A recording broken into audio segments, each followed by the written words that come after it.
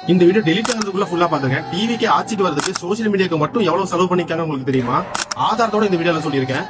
சும்மா எவ்வளவு இருக்குன்னு கெஸ் பண்ணுங்க. ஆனா நீங்க நினைச்சு பார்க்க முடியாத அளவுக்கு அது ஒரு பெரிய நம்பர். எவ்வளவு அமௌண்ட் வீடியோ கடைசியில சொல்றேன், வீடியோ பாருங்க.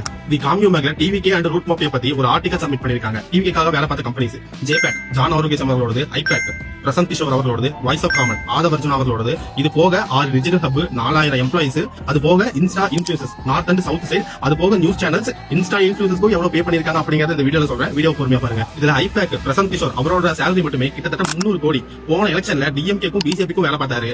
அங்க அவர் வாங்கின சேலரி மட்டுமே 300 கோடி. அங்க அவங்க 2 பேர் ஜெயிச்சதுக்கு முக்கியமான காரணமும் இவர் தான். இப்போ டிவிக்கு ஆட்சியில் ஜெயிச்சதுக்கும் இந்த ஐபேக் ஜேபேக் இந்த 2 நிறுவனங்கள் தான் காரணம். இதுல 6 டிஜிட்டல் ஹப் இருக்கு பாத்தீங்களா, இருக்கவே இதுதான் ஹைலைட். கிட்டத்தட்ட டிவிக்கு ஐடி சைட்ல மட்டும் 4000 ஆக்டிவ் அக்கௌண்ட்ஸ் இருக்குது. அது போக வாலண்டியர்ஸ் இருக்காங்க. இந்த 4000 ஆக்டிவ் அக்கௌண்ட்ஸ் பாத்தீங்கன்னா மினிமம் 250 ஃபாலோவர்ஸ் வச்சிருக்காங்க. ஒரு நாளைக்கு 70 மில்லியன் வியூஸ் ஜெனரேட் பண்றாங்க. அதாவது தமிழ்நாட்டோட ஜனத்தொகையில ஆல்மோஸ்ட் 90%. அதுல வெறும் ஒரு டிஜிட்டல் ஹப்புக்கு மட்டுமே பாத்தீங்கன்னா வருஷத்துக்கு 70 கோடி செலவாகுது. அப்போ ஒரு டிஜிட்டல் ஹப்புக்கு 70 கோடினா 6 டிஜிட்டல் ஹப்புக்கு 420 கோடி. அப்ப 2 வருஷத்துக்கு 840 கோடி. அது வெறும் டிஜிட்டல் ஹப்புக்கு மட்டும். யாருதாயா உங்களுக்கு அமௌண்ட் தராங்க? இதுல 25,000 பாட் அக்கௌண்ட் வேற எல்லா சோசியல் மீடியாவும் சேர்த்து அதை நான் உங்களுக்கு கடைசியில் ஆட் பண்றேன்.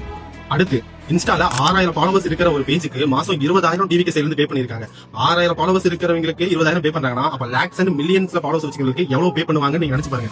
இதை டிவிக்கு மட்டும் தான் பே பண்ணுறதுன்னு கேட்டீங்கன்னா கிடையவே கிடையாது. எலெக்ஷன் டைம்ல நாம் தமிழர் கட்சியை தவிர மற்ற எல்லா கட்சிகளுமே பாத்தீங்கன்னா இன்ஃபுளூசர்ஸ்க்கு அமௌண்ட் பே பண்ணுவாங்க. அதுல டிவிக்கு மட்டும் கொஞ்சம் ஸ்பெஷல். என்ன ஸ்பெஷல் பாத்தீங்கன்னா எலெக்ஷன் முடிஞ்சதுக்கு அப்புறம் கூட நாம் தமிழர் கட்சி மேல அவதூறு பரப்பிக்கிட்டே இருக்கணும் அப்படிங்கிறதுக்காக still lakhs and millions followers இருக்கிற நிறைய இன்ஃபுளூசர்ஸ்க்கு இப்போ வரைக்கும் அமௌண்ட் பே பண்ணிட்டு தான் இருக்காங்க. அதுவும் ஒரு வீடியோக்கு 3 ல இருந்து 5 லட்சம் பே பண்றாங்க. அந்த இன்ஃபுளூசர்ஸ் யாருக்கு மறக்காம கமெண்ட் பண்ணிட்டு போங்க. முக்கியமா இந்த அண்ணா நரேட்டிவ் செட் ரொம்ப அழகா ஒர்க் அவுட் ஆச்சு. விஜய் அண்ணா தான் பாதுகாவலன், விஜய் அண்ணா தான் பாவம், விஜய் அண்ணா தான் உண்மையான மாற்று, விஜய் அண்ணா இல்லாட்டி தமிழ்நாடு என்ன போகுது. இந்த நரேட்டிவ்ஸ் ரொம்ப அழகா ஒர்க் பண்ணாங்க. இந்த நரேட்டிவ்ஸ் எல்லாமே ஒர்க்கும் ஆச்சு. இந்த நரேட்டிவ்ஸ்ல ஒர்க் ஆனதுக்கான முக்கிய காரணம் சத்தியமா இதை படிச்சு பார்த்து நானுமே ஷாக் ஆயிட்டேன்.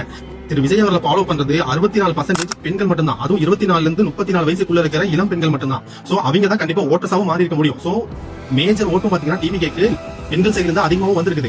அப்படி பெண்கள் அதிகமா இருக்காங்கன்னு முன்கூட்டியே தெரிஞ்சுக்கிட்டாங்க தான் தாவேக்கா அரசு பாத்தீங்கன்னா பெண்களுக்கு முதல்ல இருந்தே பாத்தீங்கன்னா அந்த அளவுக்கு நிறைய ஆஃபர்ஸ் அள்ளி கொடுத்தாங்க. முடியவே முடியாத திட்டத்தையும் கூட அப்படி அள்ளி கொடுத்துட்டு இருந்தாங்க.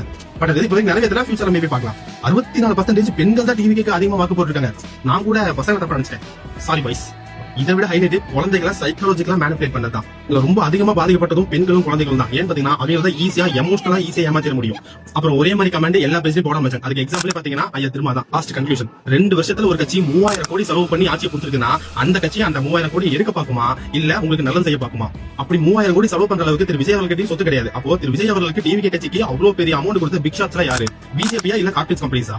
நடந்ததை நான் சொல்லிட்டேன். இனி நடக்க போறதை நீங்க சொல்லுங்க. முடிஞ்ச வரைக்கும் இந்த வீடியோ ஷேர் பண்ணுங்க. நன்றி, வணக்கம்.